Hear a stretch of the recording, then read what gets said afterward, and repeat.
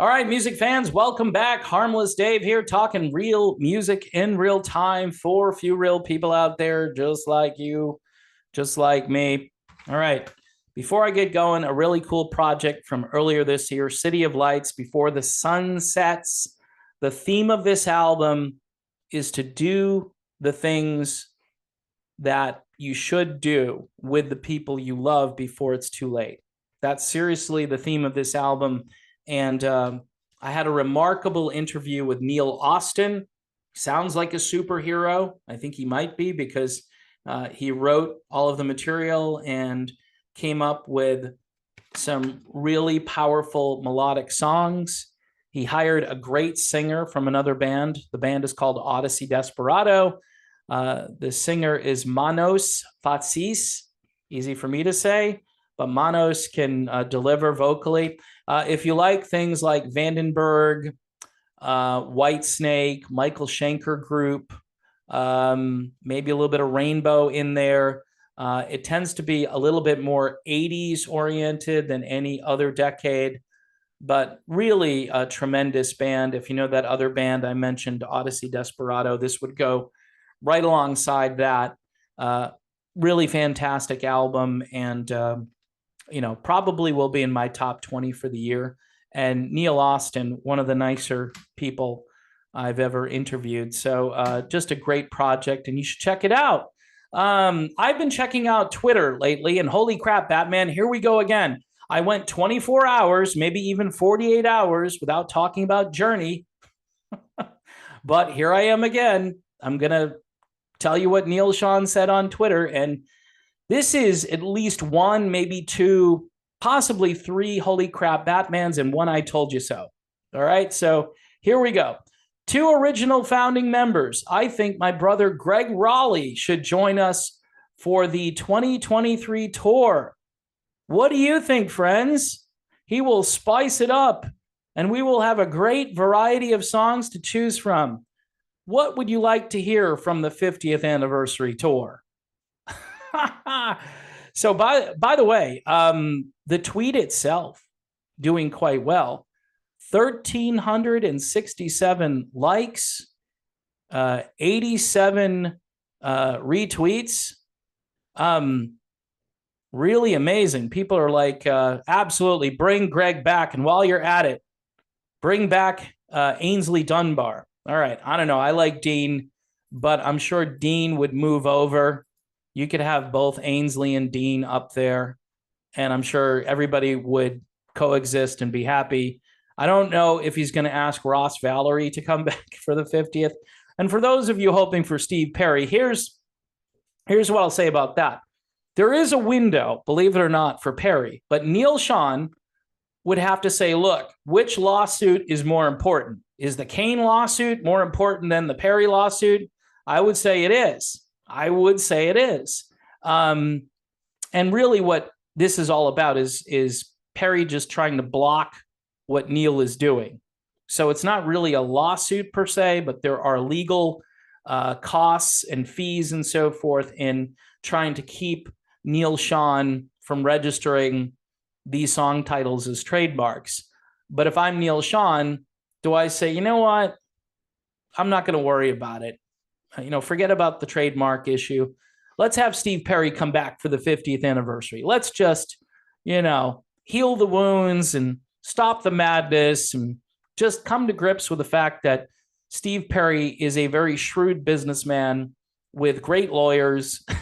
He has great lawyers, and they get the job done. So you got to be careful with Steve Perry. You should run everything by Steve Perry before you do anything. I think maybe Neal learned a lesson there, or, maybe he's going to continue to fight this.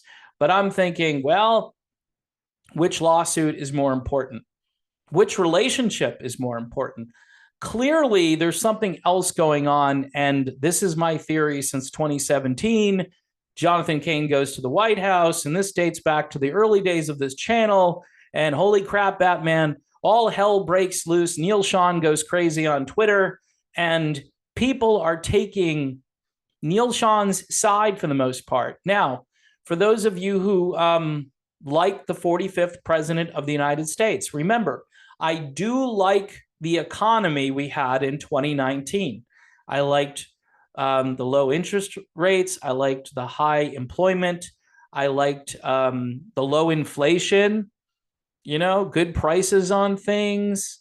The economy was rolling. I don't care who you like politically, but yes, do an A-B comparison. The culture war, which has completely gone insane in the last couple of years, that wasn't the last guy in office, all right? So I give him credit for managing some of the chaos. The problem I have is the pendulum. It swings one way and it swings back the other way.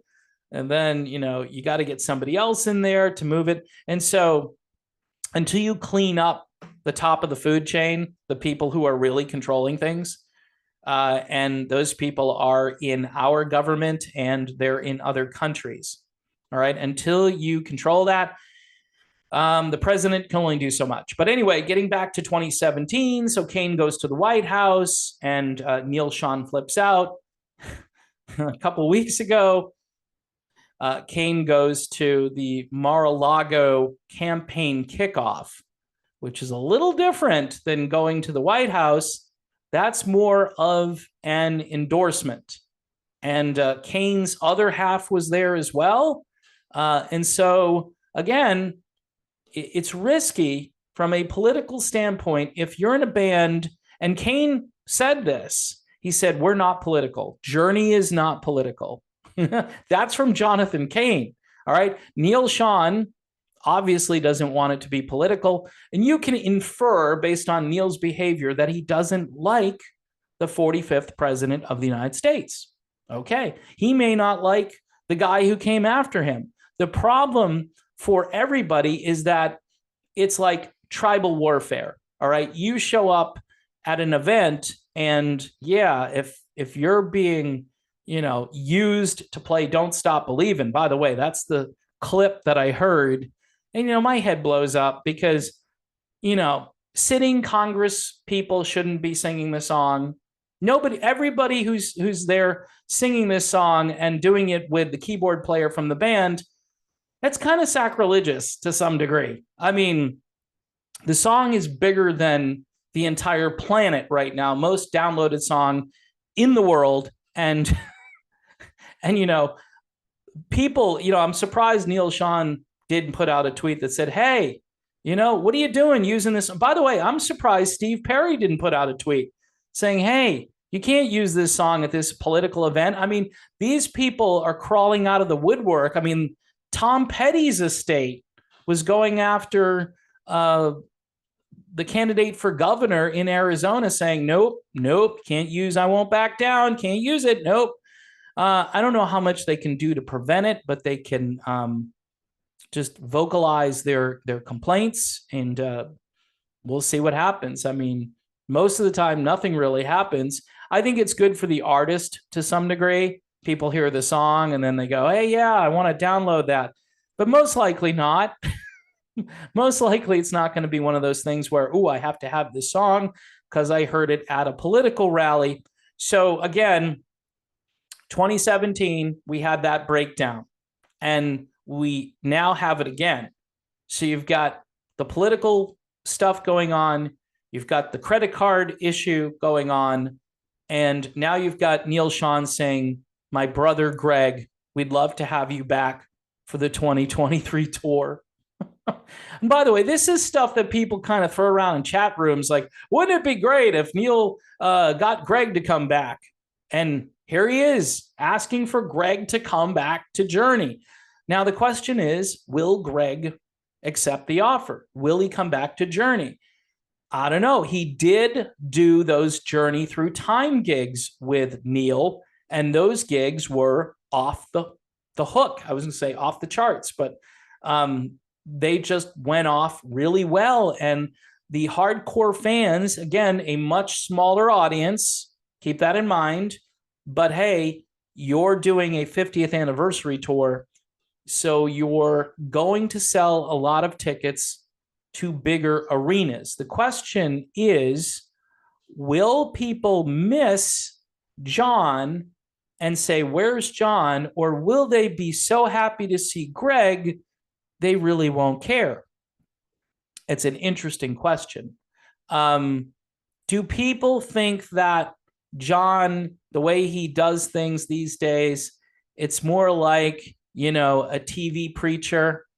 It's more in line with that than with the way, you converse on stage in a secular rock band. There are a lot of people that get turned off by that stuff. I mean, Greg is old school. I mean, he's from Santana, man. He's from, a different era, along with Neal. But I think Greg is a few years older than Neal. And I think a lot of fans would be just very happy to see Greg back. And there's another reason for this is closure. Greg left Journey on their upward ascent to greatness. And I think he probably regretted doing that, maybe, or, he should have been sharing in some of that glory and some of that commercial success. You can theorize, well, if he's still the keyboard player, then maybe they don't have that kind of success. They're not able to write those songs the way John, Steve, and Neal did. That's probably true. But the fact that Greg, in a very dignified way, just backed out and said, you know what? I don't want to be on the road anymore. Translation, Steve Perry's getting all the songs now. I don't get to sing all that much. So see you later, and everybody else was on board with Steve, and nobody else left Journey. Well, Ainsley left, right, a little bit before, and then Steve came in, Steve Smith. But the total bottom line is that it just seems as though this would work. This would work if they brought Greg back and he wanted to come back. And Neal Schon has put out the call and basically getting a very positive reaction. We shall see if enough people pester Greg Rolie on his Facebook page and over on Twitter and anywhere else Greg shows up on social media. If they're like, hey, Greg, you should do the 50th anniversary tour. It'll be great. And for Greg, I think the money has to be there. And when Neal says, join us for the tour, is he saying the entire tour? I think this solves a problem for the band if John and Neal, can't be on the same stage together. Now, here's one other little tidbit here. This gives Jonathan Cain a graceful way to exit the scene. I mean, because Neal has presented this situation in a way that makes John look like maybe he doesn't want to be out on the road. We had this gig lined up and there were a couple of guys who didn't want to do it. He didn't mention any names, but, the timing of it kind of infers that it could have been John. Well, if John doesn't want to do this anymore, and maybe he doesn't, then this gives him a way to get out of it. Like this off-ramp you hear in politics, it gives this guy an off-ramp away from the band, and he can say, look, it was fantastic. I don't want to mess this up. Neal and I aren't getting along. I want the fans to have a great time. I want to spend more time with my family, and I want to do solo albums and my ministry work and so forth. There you have it. I think that would certainly be a nice way for these guys to separate. And if Greg shows up, I think people would be pretty excited about a tour, which includes another founding member and celebrating all of the music. And again, Neal Schon also says, look, we've got this big catalog to choose from now with Greg. You're definitely going to hear some spaceman music, as I like to call it. It's going to be something. It's got to be at least one track from one of those albums where Steve Perry wasn't there. There's got to be at least one track, and there may be multiples. We don't know. And some fans are going to cringe. They're going to be like, oh, that stinks. I want to hear just the pop stuff. I want to hear, the Perry years. And you'll hear plenty of that. In fact, what's cool about having Greg Rolie back? Feeling that way anytime and just the same way. those duets are just so amazing. And to have Gregg back there, I think would be a huge plus for the band Journey. And John can do what he needs to do if that is a way for everybody to be happy. I'm not sure. And it's just a theory, but it makes it easier for the breakup to occur if there is going to be a breakup.